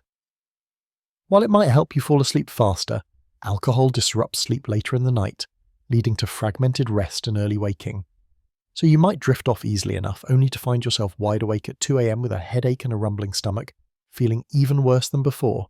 It's a classic case of a short-term fix causing long-term problems, a bit like putting out a small fire by setting off a bigger, smellier smoke bomb. But in the grip of sleeplessness, the promise of immediate relief can be irresistible. You pour yourself a small measure of whatever spirit is available, feeling the burn as it goes down. You lie back, feeling a pleasant warmth and a dulling of your racing thoughts. For a moment there's hope. Then the ceiling appears again, mocking you, slightly blurry this time. Then there were the patent medicines, those ubiquitous elixirs promising cures for everything from consumption to, yes, insomnia. These often contained various herbs, but many of the most effective ones contained opiates like laudanum, an alcoholic tincture of opium, or morphine. These were widely available, legal, and marketed heavily. A dose of Mrs. Winslow's soothing syrup, originally for teething babies, but you get the idea. Or Dr. So-and-so's nighty-night elixir, and you were almost guaranteed to fall asleep. But at what cost? Regular use led to addiction, often unknowingly. You might start with a small dose, finding blessed oblivion for a few hours. But over time, you'd need more and more to achieve the same effect, trapping you in a cycle of dependency that was far worse than the original insomnia. It was a devil's bargain, trading one form of suffering for another, often under the guise of a health tonic. You eye a bottle on your bedside table, its label promising, "Restful see you slumber naturally." You know, with a knowing wink towards the opium content they conveniently left off the front. The temptation is strong, a guaranteed escape from the torment. Beyond the common or the dangerous, Victorian food and drink remedies veered into the truly bizarre. Imagine concoctions involving things like poppy seeds, related to opium, so not entirely crazy but less potent. Various herbal teas you've never heard of, like skullcap or valerian root, some of which do have mild sedative properties, and even stranger mixtures. You might read a recommendation for a gruel made with specific herbs, or perhaps a warm drink flavoured to tutorials with something utterly unappetizing like onion or garlic. The logic here is truly baffling. Perhaps it kept vampires away, but sleep? You try a sip of a recommended herbal tea, a bitter, earthy liquid that tastes like boiled garden weeds. It's supposed to relax you, but it mostly makes you want to gag. A mainstream historical fact is the widespread and unregulated use of opiates, particularly laudanum in Victorian society for a variety of ailments, including insomnia. It was cheap, readily available over the counter, and perceived as a legitimate medicine, leading to high rates of addiction across all social classes. This highlights how desperate people were for relief, and how little understanding there was of the addictive nature of these substances. It wasn't just a fringe behavior, it was part of the everyday reality for many who suffered from chronic pain or sleeplessness. A particularly quirky or fringe tidbit involved the belief that certain foods were heating or cooling, and that insomnia was caused by an imbalance. Therefore, consuming cooling foods like cucumbers or melons before bed was sometimes recommended to soothe the internal heat causing wakefulness. This notion, rooted in older humoral theories of medicine, meant your bedtime snack choices were dictated by whether they were considered hot or cold in a way that had little to do with their actual temperature. You picture yourself crunching on a cucumber in the dark, hoping its inherent coolness is magically flowing through you, damping down the fiery furnace of your insomniac brain. It mostly just makes you need to pee. Historians still argue whether the prevalence of opiate-based insomnia cures in the Victorian era was primarily a reflection of genuine medical ignorance about addiction, or a more cynical exploitation of the suffering population by profit-driven manufacturers. Was it simply the best available treatment based on limited knowledge, or a deliberate marketing strategy by companies who knew their product was habit-forming but didn't care as long as it sold? The debate touches on the ethics of the emerging pharmaceutical industry and the societal attitudes towards drug use at the time. So you sit there, having tried warm milk, chewed lettuce, sipped questionable herbal brews, perhaps even taken a swig of port or eyed that patent medicine bottle with longing. Your stomach gurgles slightly from the strange mixture of foods and drinks you've experimented with. You haven't found a culinary silver bullet. Food and drink seem just as unreliable as the mechanical contraptions or the environmental adjustments. Each attempted remedy, whether a simple glass of milk or a complex foul-tasting decoction, adds another layer to your frustration. Sleep remains elusive, a phantom just beyond your reach, no matter what you ingest. You sigh, the taste of bitter herbs still lingering on your tongue, and prepare for another night of staring at the ceiling, wondering what bizarre remedy tomorrow might bring. Perhaps eating gravel? You've swallowed milk, chewed lettuce until your jaw aches, sipped bitter brews that tasted like swamp water, and stared longingly at bottles promising chemical oblivion. The stomach is full, perhaps uncomfortably so, and still the ceiling persists. It's a frustrating cycle, isn't it? Trying one physical or ingestible fix after another, only for each to fall short. You lean back against your pillows, letting out a long, slow breath that does nothing to ease the tension in your shoulders. If the body isn't responding to these external or internal interventions, perhaps the problem isn't the body at all. Perhaps, just perhaps, the relentless wakefulness is happening not in your gut or your blood, but in your mind. The Victorians, with their growing interest in psychology and the workings of the human brain, though still a very nascent field, began to explore this avenue too. If sleeplessness was a nervous complaint, as it was often termed, maybe the cure lay in soothing or manipulating the nerves and the mind itself. This led to a fascinating, sometimes baffling range of psychological and suggestive treatments. One of the most intriguing, and certainly the most dramatic, was mesmerism. Named after Franz Mesmer, an 18th century Austrian physician, this practice involved a practitioner making passes or gestures over your body, sometimes touching you, sometimes not. The theory, utterly captivating at the time, was that the practitioner was manipulating an invisible force called animal magnetism, a kind of universal fluid or energy that flowed through all living things. If this magnetism was blocked or unbalanced in you, it could manifest as illness, including insomnia. The mesmerist's job was to restore the flow, often inducing a trance-like state or a feeling of profound relaxation, which was thought to unlock the body's natural healing abilities and conveniently lead to sleep. Imagine yourself lying on a couch or in a chair, bathed in the soft glow of gaslight or candlelight. A figure stands over you, perhaps dressed formally, their expression calm and focused. They begin the passes, slow, deliberate movements of their hands, sometimes hovering inches above your body, sometimes making gentle strokes down your limbs or across your forehead. You might feel a tingling sensation, a warmth, or maybe nothing at all beyond a growing sense of unease or anticipation. The practitioner speaks in low, soothing tones, suggesting relaxation, suggesting sleep. Some patients would enter a state of trance, described as being like sleep but with heightened awareness. Others would feel simply calm, and some would experience nothing remarkable. You close your eyes, trying to focus on the sensation, the gentle flow of air from their movements, the murmur of their voice. Are you feeling anything? Perhaps a slight warmth in your limbs? Or is that just your blood circulation finally deciding to remember you exist? You try to suspend your disbelief, to allow this mysterious animal magnetism to wash over you, hoping it will clear the mental static that keeps you awake. It feels incredibly strange, like being gently air-patted into submission. If you were an animal, you'd probably purr or run away. Since you're a Victorian insomniac, you just lie there hoping for a nap. Mesmerism gradually evolved into what we might recognize as early forms of hypnosis and suggestive therapy. Practitioners moved away from the animal magnetism theory towards the power of suggestion itself. The idea was that the insomniac's mind was stuck in a pattern of wakefulness, perhaps due to anxiety, worry, or simply a learned inability to switch off. Through focused attention and verbal suggestion, the hypnotherapist could help you quiet the racing thoughts, access a deeper state of relaxation, and retrain your mind to embrace sleep. You might be told to imagine peaceful scenes, to feel your limbs growing heavy, or to visualize sleep washing over you like a gentle wave. It sounds a bit like guided meditation, doesn't it? Except perhaps with more dramatic pronouncements and less emphasis on crystals or scented candles, though the Victorians did love their perfumes. The experience is less about weird hand-waving and more about intense focus on the therapist's voice, allowing their words to sink in and influence your state of mind. You listen intently, trying to follow the instructions to feel your toes relax, then your ankles, then your calves, but your brain keeps interrupting with nagging thoughts like, "Did I lock the back door?" or "Is this working?" Probably not.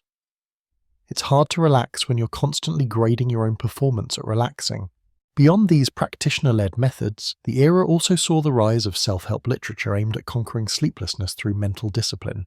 These books offered advice on cultivating a calm mindset, managing worry, and establishing routines. You might be instructed to avoid exciting topics of conversation before bed, to engage in calming activities like reading, though not too exciting reading, obviously, or to practice techniques for emptying your mind. One common piece of advice was to avoid actively trying to sleep, as the effort itself was counterproductive. Instead, you were told to simply rest quietly in bed, assuring yourself that rest was almost as good as sleep. This is the historical equivalent of telling someone who's stressed to just relax. Thanks, helpful book, that's cured it. You diligently follow the advice, avoid stimulating conversation, difficult when you live with other people or when your own brain won't stop talking. Read a terribly dull book, which actually might help, come to think of it, and lie there, not trying to sleep, but also not succeeding at not trying to sleep. The irony isn't lost on you, even in your exhausted state. Your mind feels like a hamster wheel spinning endlessly, powered by the very instruction to be still. A mainstream historical fact is that mesmerism, despite its pseudoscientific origins, played a significant role in the development of psychological therapies, including hypnosis. Figures like James Braid later studied the phenomena observed during mesmerism, attributing them to psychological factors like suggestion rather than magnetic fluids, laying some groundwork for future studies of the unconscious mind and psychotherapy. A quirky or fringe tidbit from this era is found in some self-help guides that suggested specific, elaborate mental exercises. One might recommend meticulously reconstructing a familiar building room by room in your mind, down to the smallest details, or counting sheep backwards from a very large number while simultaneously imagining a specific colour-changing hue. The idea was to occupy your mind with a task so tedious or complex that it wouldn't have energy left for anxious thoughts or the anticipation of sleeplessness. You lie there, attempting to mentally wallpaper your entire house, carefully selecting patterns and positioning furniture, only to lose your place around the third bedroom and end up just thinking about wallpaper paste. Historians still argue whether the perceived successes of mesmerism and early hypnotherapy for conditions like insomnia were due to genuine psychophysiological effects, the power of the placebo response, or simply the result of patients finally being given permission and a dedicated time to relax in a supportive environment. Was there a real therapeutic mechanism at work, or was it primarily a testament to the power of belief and suggestion in a hopeful patient? So you've been mesmerized, you've been hypnotized, you've tried to bore yourself into submission with mental exercises from a self-help book. Your mind, however, remains obstinately alert. The psychological approach, while perhaps less physically unpleasant than some of the previous methods, feels just as hit or miss. You find yourself analysing the suggestions, critiquing the mesmerist's passes, or getting frustrated when your mental wallpapering goes awry. The irony is thick enough to chew. trying to use your mind to fix your inability to turn off your mind. The ceiling still holds court, and you are its unwilling, wide-eyed subject. So you've been mesmerized, you've been hypnotized, you've just tried to bore yourself into submission with mental exercises from a self-help book. Your mind, however, remains obstinately alert, humming along like a factory that refuses to shut down for the night shift. The psychological approach, while perhaps less physically unpleasant than some of the previous methods you've endured, feels just as hit or miss. You find yourself analysing the suggestions, critiquing the mesmerist's passes, or getting frustrated when your mental wallpapering goes awry. The irony is thick enough to chew, trying to use your mind to fix your inability to turn off your mind. The ceiling still holds court, and you are its unwilling, wide-eyed subject. If soothing the inner turmoil isn't working, maybe the answer lies in manipulating the outside world. Specifically, the sensory inputs flooding your overstimulated system. The Victorians began to consider how the external environment impacted sleep, recognizing that the bustling industrial age, with its new noises and artificial lights, might be contributing to the problem. If your nervous system was frayed, perhaps it needed a carefully controlled sensory bubble to find peace. This led to exploring cures that focused on manipulating what you saw, heard, felt, and sometimes even smelled. Light, or rather the absence of it, was an obvious target. You've probably already discovered that trying to sleep in a brightly lit room is a special kind of torture.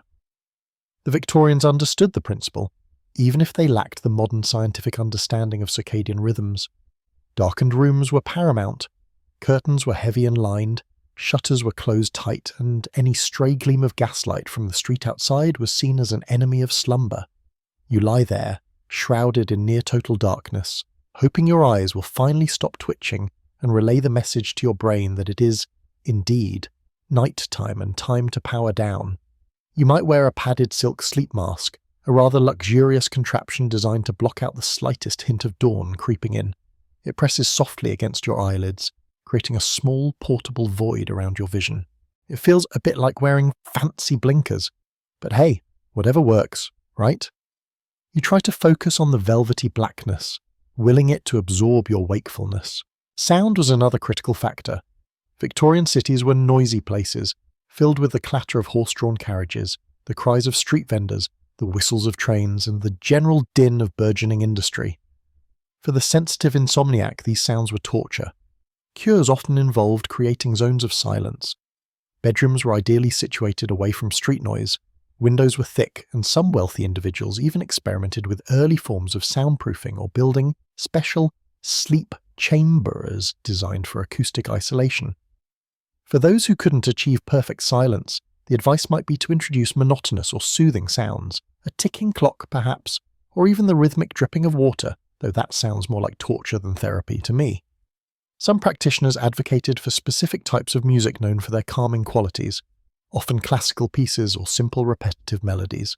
You might have a small music box by your bed, its delicate tune winding down as you drift off, or perhaps a hired musician playing soothing notes in an adjacent room if you were really wealthy and really desperate. You listen intently to the chosen sound, trying to let its rhythm lull you, but your brain keeps parsing it, identifying the slightly off-key note in the music box, or counting the ticks of the clock, defeating the purpose entirely. It's like your internal editor refuses to take the night off. Tactile sensations were also considered. The comfort of the bed itself was crucial. Mattresses were filled with soft, natural materials like horsehair, wool or feathers, designed to be supportive yet yielding. Linens were often fine cotton or silk, chosen for their smooth, cool feel against the skin. Some recommended specific textures, perhaps a soft wool blanket for warmth or a cool linen sheet to soothe. There were even early precursors to modern weighted blankets. Some suggested piling extra quilts or even sandbags, yes, sandbags, onto the body to provide a sense of pressure and security, mimicking the feeling of being held or swaddled. You lie there, perhaps beneath a pile of blankets that feels more like being buried alive than tucked in, trying to appreciate the texture of the sheets and the gentle weight, hoping it will press the wakefulness right out of you. It feels heavy, maybe a bit claustrophobic, but you tell yourself it's for your own good. Just picture yourself as a Victorian potato getting earthed up for the winter. A mainstream historical fact is that the late Victorian era saw an increasing architectural focus on making homes quieter and darker for rest, particularly in urban areas.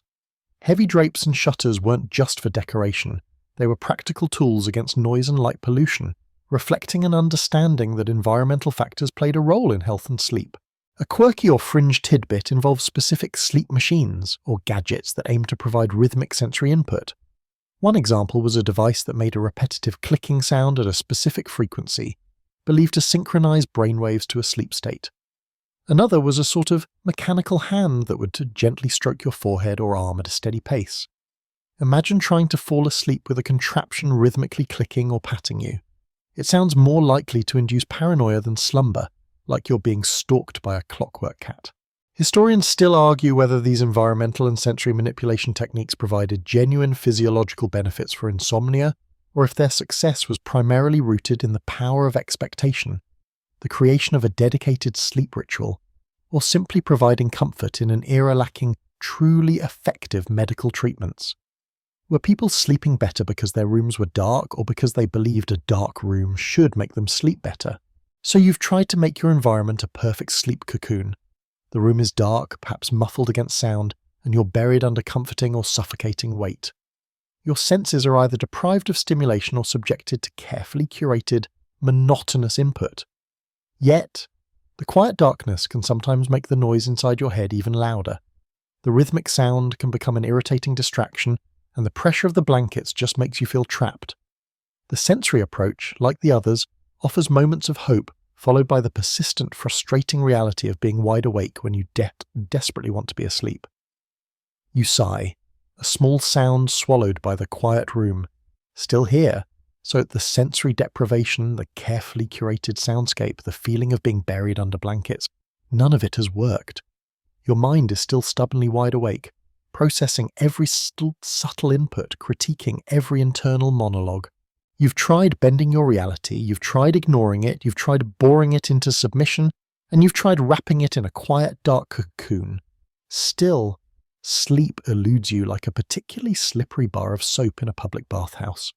Frustration begins to set in, thick and cloying. You lie there utterly defeated by your own consciousness, thinking, if I can't coax myself to sleep, maybe I can force myself. This line of thinking, of course, leads many Victorians down a particularly potent and often perilous path: chemical intervention. When you couldn't trick or soothe yourself into slumber, there was always the allure of substances that promised to simply turn off the wakefulness switch. The Victorian era was, shall we say, a slightly more freewheeling time when it came to pharmaceuticals. Opium was readily available, often without prescription, and its liquid form, laudanum, opium dissolved in alcohol, was a common household remedy for everything from teething pain in babies to, you guessed it, insomnia in adults. You might purchase a small bottle from the local chemist, or even the corner shop, labelled with reassuring claims of its calming properties. It tastes bitter, slightly sweet from the alcohol, and leaves a strange warm feeling spreading through your chest. You measure out the recommended dose, or maybe a little bit more because you're really tired tonight, and swallow it down. You lie back and wait. The world seems to soften around the edges. The frantic energy that has been vibrating through you begins to slow. Your thoughts, which were racing like tiny, anxious mice on a wheel, start to become hazy, less insistent. It's not necessarily sleep, not at first, but a heavy, drowsy tranquility. The edges of the room blur, the sounds outside become distant echoes, and your body feels impossibly heavy, sinking into the mattress. It's a powerful sensation, a stark contrast to the wired, twitchy feelings of prolonged sleeplessness. For a while you might actually drift into a stupor that feels mercifully close to sleep, perhaps filled with strange, vivid dreams. Laudanum wasn't the only option in the chemical arsenal. As the century progressed, other sedatives and hypnotics were introduced, often with great fanfare and little understanding of their long-term effects. Chloral hydrate, sometimes called knockout drops, yes, really, became popular. It was synthesized relatively early in the century and marketed as a safer alternative to opium, though it quickly proved to have its own significant problems, including dependency and nasty side effects. You might be prescribed chloral hydrate by a doctor who sees your sleeplessness as a medical ailment requiring a medical, albeit chemical, solution. You swallow the dose, perhaps mixed with water to mask its unpleasant taste, and again you wait for that heavy curtain to descend. It works, often quickly and effectively, plunging you into a deep, sometimes unnervingly deep sleep. Beyond these well-known substances, The market was flooded with patent medicines, concoctions sold under proprietary names, many of which contained hidden or undisclosed amounts of opium, laudanum, cannabis, or alcohol. These elixirs, tinctures, and syrups promised rest and relief, often targeting women, who are frequently stereotyped as more susceptible to nervous conditions like insomnia. You might see advertisements in newspapers featuring serene-looking individuals sleeping soundly, crediting their repose to so-and-so's marvellous sleep syrup. You try one, hoping it holds the secret formula, only to find it's just another dose of potent sedative, perhaps flavoured with sugar and spices to make it more palatable. It's like finding out your special secret ingredient recipe is just store-bought sugar and despair.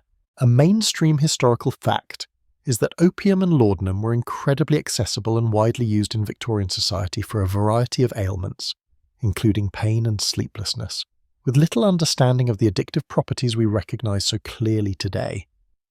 This casual availability contributed significantly to widespread reliance and addiction. A quirky or fringe tidbit from this era involves specific, rather bizarre-sounding patent medicines. For instance, Mother Siegel's curative syrup, or Mrs. Winslow's soothing syrup, marketed for children, contained significant amounts of opiates and alcohol. You might stumble upon a bottle of Dalby's carminative, intended for infants, but effectively a liquid lullaby of opium and other substances. The idea of giving your baby a potent opiate to make them sleep sounds utterly horrifying now, but it was a disturbingly common practice then. Historians still argue whether the widespread use of these potent substances genuinely improved overall sleep patterns in the Victorian population or simply masked the underlying issues while creating a new public health crisis of dependency and addiction. Were they cures, or simply temporary reprieves that came with a terrible cost? As you continue to use these chemical crutches, you might notice a shift. The initial blissful relief starts to fade. You need a slightly larger dose to achieve the same effect. The mornings become harder, filled with a groggy haze, headaches, or a strange restless anxiety that only another dose seems to soothe.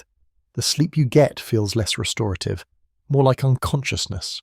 You begin to understand, perhaps too late, that you haven't cured your sleeplessness. You've simply traded one problem for a potentially far worse one.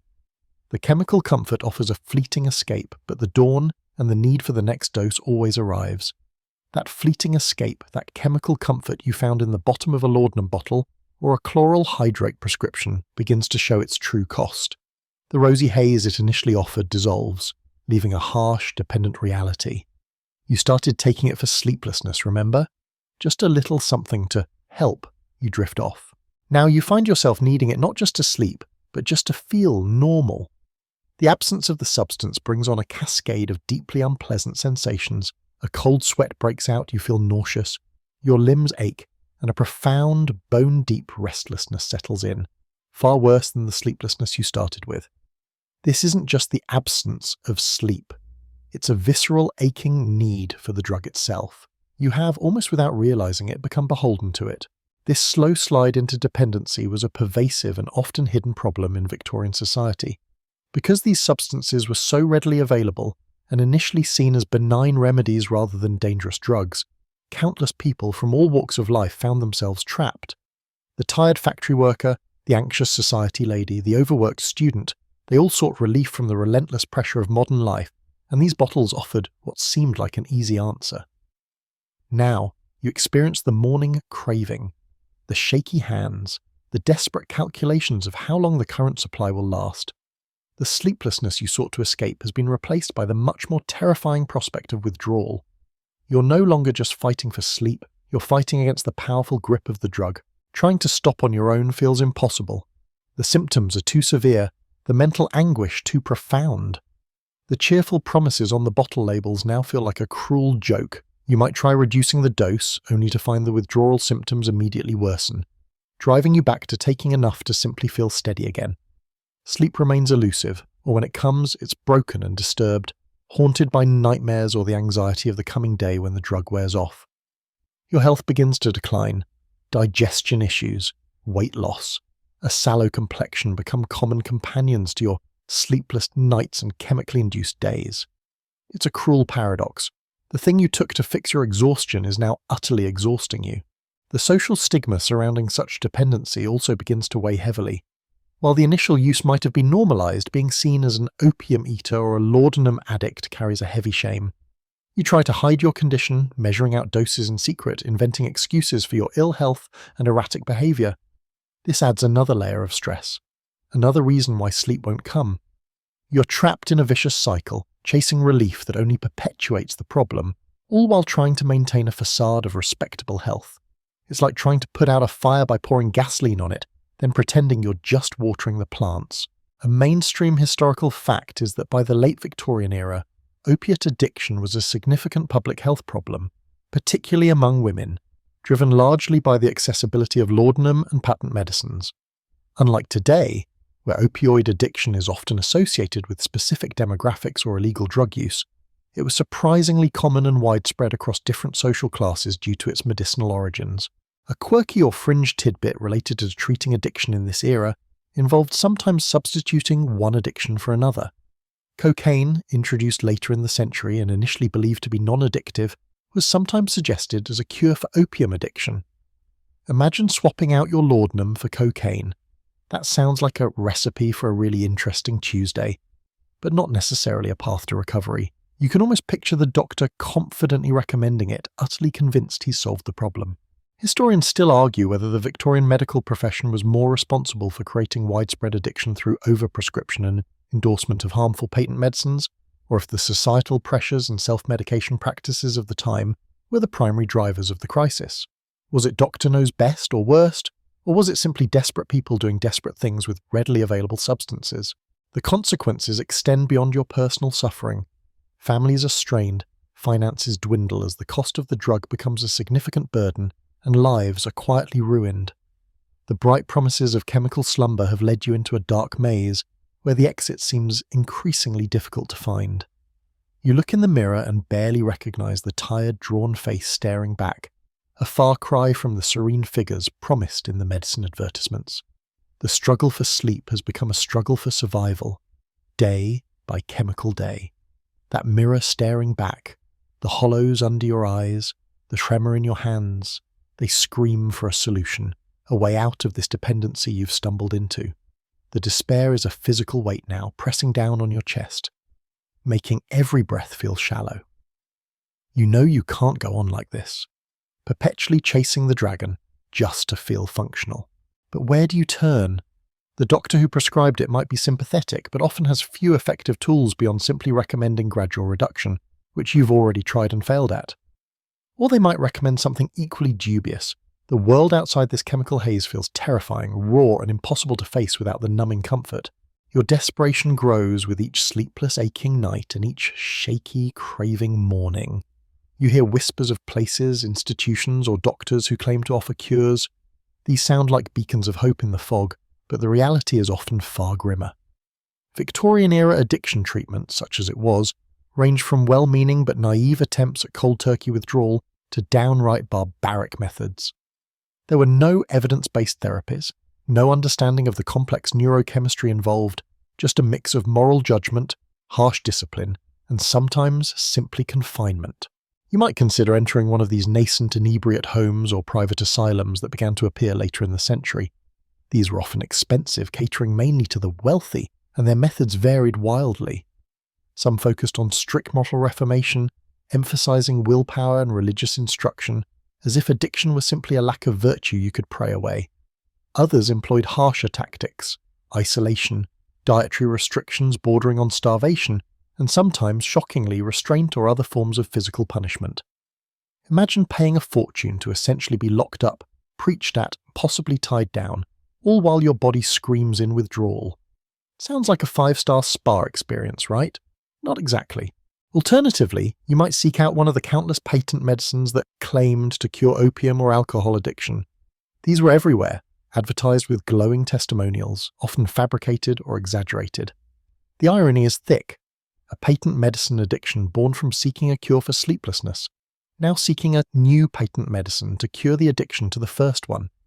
It's a snake eating its own tail, but you're the one feeling the digestive upset. These cures often contained other addictive substances themselves, like potent laxatives, sedatives, or even other forms of opiates. Simply swapping your reliance on laudanum for a reliance on Dr. Quack's miracle anti-opium elixir that contains, well, more opium. The bottle promises freedom, but it's just another gilded cage. The experience of withdrawal in these settings, or even attempting it at home without proper support, is brutal. The physical symptoms described earlier, nausea, vomiting, cramping, chills, sweats, pain, are compounded by intense psychological distress, anxiety, panic, paranoia, and overwhelming despair. Without understanding or medical support for symptom management, it's a terrifying ordeal. It's no wonder so many people failed to quit or relapsed. The immediate agony of withdrawal felt worse than the gradual decay of addiction. It's like being offered a choice between jumping off a cliff or slowly sinking in quicksand. Neither option feels particularly appealing when you're already exhausted. A mainstream historical fact is that while the Victorian era saw a rise in awareness of drug dependency, effective humane treatment methods were largely non-existent. Addiction was often seen as a moral failing rather than a medical condition, deeply influencing the punitive and often ineffective approaches to curing it. A quirky or fringe tidbit involves some of the truly strange remedies proposed. Beyond patent medicines, folk cures persisted, some involving incredibly unpleasant or even dangerous substances. There are accounts of treatments involving things like large doses of castor oil to purge the body of the drug, or even blistering agents applied to the skin, based on humoral theories that physical irritation elsewhere could draw out the toxins. Imagine lying there, skin burning, stomach cramping, head pounding, and someone tells you this is the path to salvation. Historians still argue whether the lack of effective treatment prolonged the addiction crisis, or if the sheer prevalence and accessibility of the drugs made it an insurmountable problem for the medical knowledge of the time. Could earlier regulation have prevented it? Or was the cat already out of the bag, sprinting away with a bottle of laudanum? Falling into the grip of dependency wasn't just a personal health crisis, it often led to social ruin. Jobs were lost, reputations shattered. Without the means for private care, many ended up in workhouses or prisons, where their addiction was treated with contempt and punishment, not medical care. You face the very real possibility that your struggle for sleep, which led to a struggle with drugs, could now lead to you losing everything you hold dear, ostracized and alone in your suffering. The darkness of sleeplessness has truly morphed into a terrifying, inescapable night. That crushing weight of despair, the constant ache of withdrawal, the cycle of chasing a brief respite only to land back in misery. It couldn't remain just private torment forever. The sheer sagal of dependency seeping through society from the highest drawing rooms to the darkest alleys eventually became too visible to ignore. People saw their neighbours, their friends, their family members fading, losing their jobs, their health, their very selves, all connected to those little bottles bought so freely. Stories circulated, maybe whispered over tea or shouted in public houses, about respectable ladies nodding off in their chairs or factory workers unable to hold a tool steady without their morning dose. This growing awareness, fueled by social reformers, doctors, and perhaps a few genuinely concerned politicians, started to create pressure. It wasn't a sudden, unified outcry, mind you. Society was still grappling with the idea of addiction itself. Was it a moral failing? A medical condition? A consequence of poverty? But the effects were undeniable. You couldn't just sweep that many shaky, desperate people under the rug indefinitely, especially when they started ending up in hospitals, workhouses, or the morgue. So the gears of governance, slow and clunky as they were, began to turn. The focus wasn't initially on addiction per se, but on controlling the sale of dangerous substances, the poisons that anyone could wander into a shop and buy. And opium, in its various forms, was undeniably poisonous, even if you were just trying to get some kip. This is where we see one of the most significant, though imperfect, steps taken, the Pharmacy Act of 1868. Now calling it an act might make it sound like a superhero swooping in to save the day, but it was more like a slightly confused committee trying to tie a ribbon around a greased pig. The main goal of the Pharmacy Act of 1868 was to professionalise the pharmaceutical trade. It required anyone selling or dispensing certain drugs, particularly scheduled poisons, to be a registered pharmacist, qualified through examination. Before this, frankly, you could buy some pretty potent stuff from your local grocer or, even in some cases, the chap selling sweets on the corner. Imagine popping out for a loaf of bread and deciding, you know what, throw in a bottle of laudanum while you're at it. It paints a picture of accessibility that makes modern corner stores look like maximum security prisons for medication. Under this act, a list of poisons was drawn up, divided into two parts. Substances in Part 1 required the purchaser to be known to the seller, or introduced by someone known to the seller, and the sale had to be recorded in a register. Part 2, substances required labelling with the seller's name and address and the word poison. Where did laudanum and other opium preparations fall? This is where it gets a bit murky and frankly didn't immediately shut down the flow. While opium was listed as a poison in Part 1 of the schedule, liquid preparations like laudanum were sometimes controversially treated as if they belonged in Part 2, or were subject to less stringent controls in practice, especially if they were low strength. The requirement to know the buyer or record the sale for Part 1 substances was a significant hurdle, in theory, but in busy areas or with less scrupulous chemists, enforcement could be lax. Plus, there was often a loophole for prescriptions, and doctors could still prescribe it freely. You could still walk out of many a pharmacy with a bottle, provided the chemist was registered. So while it was a mainstream historical fact that the 1868 Act was a landmark in regulating drug sales, its impact on curbing the addiction crisis, particularly among the poor who bought low-cost laudanum, was limited. It professionalised the trade, yes, making it harder to get your hands on arsenic from just anywhere, but it didn't make it impossible to feed your laudanum habit if you knew a registered chemist, which, given how many people relied on it, wasn't exactly difficult. The quirky or fringe tidbit here is that the definition of what constituted a poison and how it should be regulated was a hot topic of debate and confusion. Substances were scheduled based on their immediate lethal potential, not their long-term addictive properties. So while cyanide was clearly a Part 1 poison, you'd hope, laudanum's classification seemed to swing between Part 1 and Part 2, and sometimes was treated even more loosely, depending on the chemist's interpretation or the perceived legitimacy of the purchase, e.g. for a known recurring complaint. It was like trying to regulate traffic based on the car's colour rather than its speed or the driver's sobriety. Historians still argue whether the Pharmacy Act of 1868 was a genuine attempt to address the growing opiate problem or primarily a victory for the burgeoning pharmaceutical profession seeking to distinguish themselves from unqualified general dealers and gain control over the lucrative drug market. Was it public health concern driving the agenda, or professional self-interest? The truth, as usual, is probably a messy mix of both.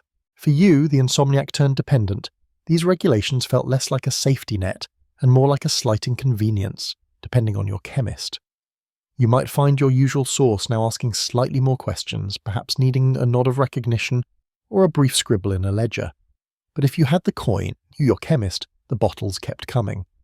The problem wasn't just getting the drug, it was the crushing need for it, the dependency that clawed at your gut and mind, regardless of the hoops you had to jump through to acquire it. The Act didn't address the underlying causes of insomnia, the societal pressures, the poverty, the pain, all the reasons people reached for the bottle in the first place. It was an attempt to dam a river by regulating the buckets, while ignoring the torrential rain upstream. It was a start, perhaps, but a painfully inadequate one for someone drowning in dependency. The path to real control and understanding of these substances was still incredibly long and winding. The Pharmacy Act, then, felt like a small, slightly shaky dam built across a river that was still flooding the valley. It regulated the point of sale, yes, but it didn't stop the rain upstream. The poverty, the pain, the crushing weight of daily life, and the fundamental misunderstanding of what was happening inside the bodies and minds of those dependent on opium. You could still get it, maybe with a bit more hassle, but the need hadn't vanished. The shaking hands, the gnawing anxiety, the cold sweat that broke despite the fire, these were still your constant companions when the drug wore off. And as more and more people found themselves trapped in this cycle, unable to simply pull themselves together, or rely on willpower alone, the idea that this wasn't just a simple moral failing or a lack of character started to gain traction, albeit slowly and grudgingly. The sheer numbers were hard to ignore. It wasn't just a few isolated cases, it was a significant portion of the population, visible in the workhouses, the hospitals, and the sheer misery etched on people's faces. Doctors, who had previously been content to prescribe laudanum for any ailment, began to see patterns of dependency, withdrawal symptoms they couldn't simply dismiss as malingering. Social reformers visiting the slums and industrial towns encountered families utterly broken by a parent's or even a child's reliance on opiates. The problem wasn't just that people were using the drug, it was that they couldn't stop, even when they desperately wanted to. This was the slow, difficult dawn of recognition that addiction might be something other than mere vice. It started with a few voices, outliers in a society steeped in moral judgment. Some forward-thinking doctors began to classify this chronic use and inability to quit as a distinct medical condition, sometimes calling it opium-eating habit, or later, morphinism, as morphine became more popular. They observed the physiological changes, the tolerance, the predictable and agonizing withdrawal, arguing that these were not simply choices, but the result of the drug's action on the body. This was a crucial shift, moving the problem from the realm of sin and punishment to the realm of illness and treatment, though what kind of treatment remained wildly debated and often ineffective. A mainstream historical fact here is the gradual emergence of specialized institutions intended for those struggling with these habits, while asylums were for the mentally ill and hospitals for the physically sick. The need for somewhere to house and attempt to cure habitual users led to the establishment of early inebriate or retreat homes in the latter part of the 19th century. These were often private, expensive, and mostly targeted at alcoholics, but they sometimes accepted opiate users too. They weren't exactly luxury spas offering modern detox. Think more like strict boarding houses with moral lectures and enforced abstinence, often coupled with harsh or bizarre therapeutic regimes. It was a tentative step towards recognizing that this problem required a different kind of intervention than simply locking someone up or preaching at them, even if the understanding of how to intervene effectively was still embryonic. For you, trapped in the cycle, the idea that you might be suffering from a recognized condition instead of just being a weak-willed failure might have offered a sliver of hope, or perhaps just felt like another label slapped on your misery. You might have heard whispers of these retreats, but they were likely far beyond your means, requiring money you no longer had or a level of social standing you'd lost. The vast majority of opiate users, especially the working poor, remained outside the view of these nascent treatment efforts, left to suffer and try to quit alone, over and over again. A quirky or fringe tidbit from this period is the variety of bizarre and sometimes dangerous cures advertised to help people break the habit. Beyond the patent medicines laced with opiates themselves, you'd find treatments involving everything from electric shocks and elaborate mechanical contraptions designed to shake the habit out of you, to diets consisting solely of nuts and water, or forced labor designed to exhaust you into submission. Some involved increasingly smaller doses of the opiate itself, a form of early tapering, while others advocated for abruptly stopping the drug, a brutal and often dangerous process known as cold turkey, leading to horrific withdrawal. One particularly grim cure involved inducing vomiting repeatedly using powerful emetics based on the idea that the addiction was seated in the stomach. Imagine paying good money to be violently sick multiple times a day as a cure. At least the modern equivalent usually involves slightly more comfortable surroundings, though probably still a questionable herbal tea. It highlights just how little was truly understood about the underlying physiological and psychological mechanisms of addiction. Historians still argue whether the shift in perception from moral failing to medical condition was genuinely progressive or simply a way for the middle and upper classes to pathologize behaviors they found undesirable, particularly among the poor. Did it reflect a real increase in medical knowledge, or was it a social construct to manage perceived deviance? It's a complex question, tangled up in Victorian social anxieties about poverty, industrialization, and the changing moral landscape. For the person suffering, though, the label mattered less than the lack of real help. You just wanted the gnawing pain to stop, the crushing weight in your chest to lift, and maybe, just maybe, a full night's sleep that didn't come wrapped in a fog of opium. The road ahead was still incredibly long and fraught with setbacks. Legislation like the Pharmacy Act was a start, but it was insufficient. Recognition as a medical condition was a step, but the treatments were experimental and often cruel. Society was just beginning to wrestle with the consequences of its unregulated reliance on powerful drugs, a wrestling match that would continue for decades, even centuries. For now, the shadows of dependency still loomed large, and the promised rest remained elusive, often paid for at a terrible price. And so your journey through the long, sleepless nights of Victorian England comes to a close. You've seen the flickering gaslights outside your window, felt the damp chill in the air, heard the distant sounds of a city that never truly slept, populated by millions searching for rest, often finding only temporary solace in a bottle. You've felt the ache in your bones from restless tossing and turning, the fuzzy warmth of a dose of laudanum, and the terrifying emptiness that followed. You've walked alongside those who sought oblivion from pain, from sorrow, from the sheer exhaustion of life, and learned the unexpected, heavy cost of that escape. The history we've shared tonight, filled with strange cures and hidden suffering, reminds us that the struggle for rest and the complex relationship between people and the substances they use to find it is a tale as old as time, with echoes that still resonate today. But for now, the historical journey is complete. It's time to leave the gaslit streets and the restless beds of the past behind. Let the sounds fade, the images soften, and the weight of history gently lift. Feel your own body settling, feel the quiet spreading through the room, and let the darkness welcome you not into a night of anxious thoughts, but into one of peace and stillness. The stories are told, the history is done. There is nothing more to do, nowhere else to be, just rest,